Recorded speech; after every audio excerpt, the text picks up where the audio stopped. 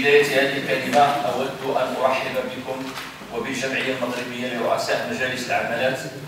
اليوم كتعقد الجمعيه اللقاءات السنويه ديالها اللي كديرها على مستوى الاقاليم على مستوى جهات المملكه. اليوم هذا تقريبا اللقاء الرابع اللي كيكون يعني الجهه الرابعه اللي كيضم الموضوع ديال ممتلكات المجالس الجماعيه والمجالس العمالات والاقاليم والدور ديالها في التنميه المجاليه.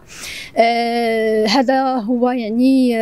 سياسه ديال الجمعيه من اجل انها اولا كتجمع رؤساء العمالات والاقاليم في واحد الموضوع اللي كيكون من المواضيع اللي كتكون شائكه ولا كيكون التدبير ديالها يعني شائك على المستوى سواء على المستوى التشريعي او على المستوى التطبيقي المجالي اللي كيكون على المستوى الارض الواقع، واللي كيتم يعني المناقشه ديالها مع جميع العمالات والاقاليم جو رؤساء العمالات والاقاليم باش كيكون واحد التشارك بالنسبه للتجربات، وكذلك مع الشركاء ديالنا اللي كيكون عندهم دور في هذه المواضيع هذه كالخزينه العامه ديال الدوله، كالمجلس الجهوي للحسابات، كالاملاك الدوله اللي هما يعني من الشركاء الاساسيين في التدبير ديال هذه المواضيع، واللي كتكون فرصه باش ان جميع الرؤساء ديال العمالات والاقاليم يعني كيتعرفوا اكثر بعمق على الموضوع، وكتكون عندهم واحد الرؤيه واضحه في التدبير ديال هذه الاشكالات وهذه الملفات على مستوى جماعات المجالس الترابيه ديالهم. هذه من ناحيه. من الناحيه الثانيه فهي كذلك السياسه ديال الجمعيه على اساس انها كتحاول ما امكن يعني كتخلق واحد القوه التنافسيه ما بين العمالات والاقاليم باش كنتعرفوا على بعض المشاريع التنمويه اللي كيعرفها كل اقليم واللي كيتميز فيها. داكشي علاش اليوم كاين في اقليم الرحمله يعني في جماعه ديال بن قرير خصوصا، وهو لانها متميزه على المستوى البحث العلمي والرقمنه ويعني والمعرفي، وعلى اساس انها كتمشي في المدينه الذكيه، المدينه الخضراء، واللي هي تجربه مهمه جدا اللي الجمعيات حاولت ان تجمع الرؤساء والعامات الاقليم باش يتعرفوا على هذه التجربه عن قرب، واللي ممكن تكون على اساس انها دافع باش ان هاد العمالات والاقاليم اللي ممكن انهم يسيروا يعني في نفس المسار ولا ياخذوا نفس التجربه وتكون يعني الاجراء ديالها على مستوى الترابي ديالهم، وهذا في اطار اننا كنقربوا ما بين المجالات الترابيه وكيقرب ما كيكونش داك يعني كيكون واحد النوع من التقارب التنموي على المستوى العمالات، وما كيكونش يعني بعد ما بين المساحات يعني ما بين المجالات الترابيه، خصوصا يعني الاقاليم والعمالات اللي بعيده على المراكز الاقتصاديه والمراكز التنمويه ديال البلاد. اليوم كنتواجدوا باقليم رحمنا وبالضبط بجماعه بن قرير اللي كتحتضن اللقاء ديال اللي كتنظموا الجمعيه المغربيه لرؤساء مجالس العمالات والاقاليم. هذا اللقاء الوطني اللي كيحضروه مجموعه من الرؤساء هنا على مستوى المستوى الوطني للاطلاع على مختلف التجارب ولمناقشه موضوع مهم جدا وحيوي، وكنعتبره من اهم المواضيع التي يتعين على المجالس الاقليميه ومجالس العمالات انهم يهتموا بها. الموضوع اللي كيتعلق بالممتلكات. نعرفوا بان المحدوديه ديال الموارد اللي كاينه عند المجالس الاقليميه، الموارد الماليه، ناتجه عن قله ديال الرسوم ولا الضعف ديال التحصيل ديال مجموعه من الرسوم اللي كتعلق بالمجالس الاقليميه، وبالتالي هي محتاجه بالدرجه الاولى الى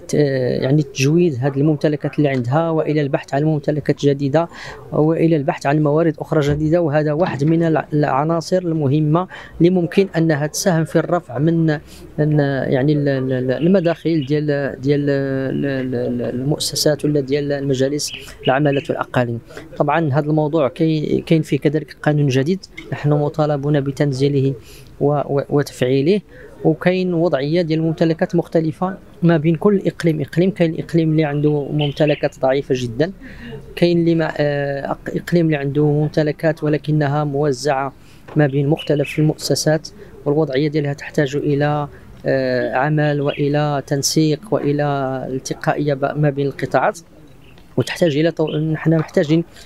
لمثل هذه اللقاءات لانها كتساهم في توضيح الرؤيه وكتساهم في الاطلاع على التجارب المختلفه الناجحه باش اننا حنا نستافدوا منها ونحاولوا اننا نطبقوها ولا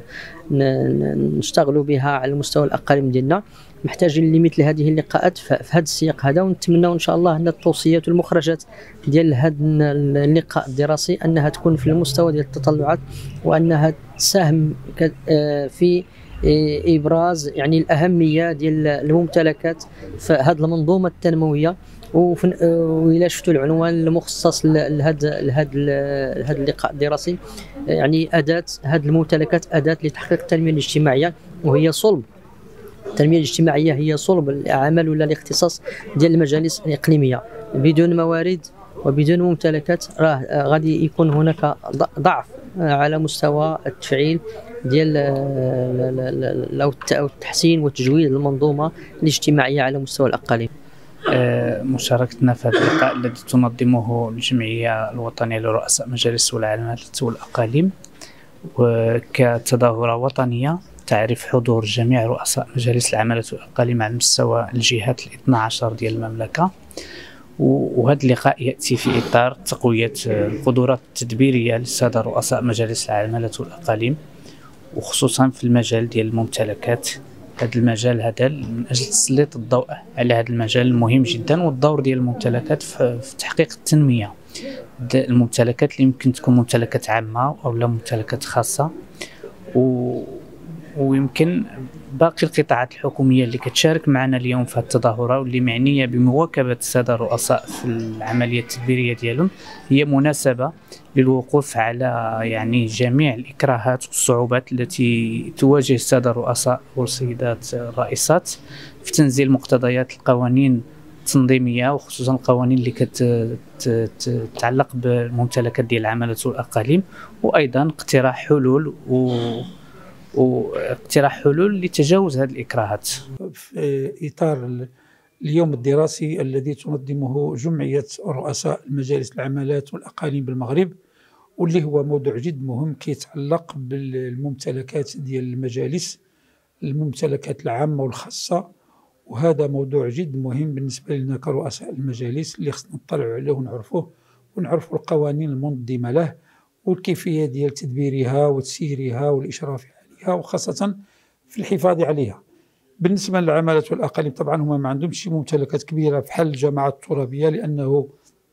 الجماعات الترابية عندها ممتلكات كثيرة خاصة وعامة، ولكن المجالس الإقليمية لا يمنع القانون أنه تكون عندها ممتلكات عامة وخاصة كذلك. عندها بعض الممتلكات العامة ولكن الخاصة باقي عاد يمكن لها الآن من خلال هذا اليوم الدراسي تعرف كيفية ديال الاقتناء ديالها والكيفية ديال الاستثمار فيها، وهذا اللي كيجي هذا اليوم الدراسي. الحقيقة أن الدور ديال الجمعية ديال رؤساء المجالس والعمالات والأقاليم ما بقاش ديك المهمة الكلاسيكية اللي كانت قبل، ولكن اليوم كما كتلاحظوا كتواكب الرؤساء، وأي مشكل ظهر في تسيير المجالس العمالات والأقاليم إلا وكتقوم بالمبادرة من أجل وضع مخطط لتخصيص واحد اليوم دراسي مع الخبراء ومع المختصين من أجل حل هذه المشاكل اللي كتعوق السير ديال المجالس العمالات والأقاليم بالمغرب. وشكرا. وقبل ما تخرجوا ما تنساوش تابوناو في لاشين جورنال 24 وفعلوا الجرس باش يوصلكم كل جديد.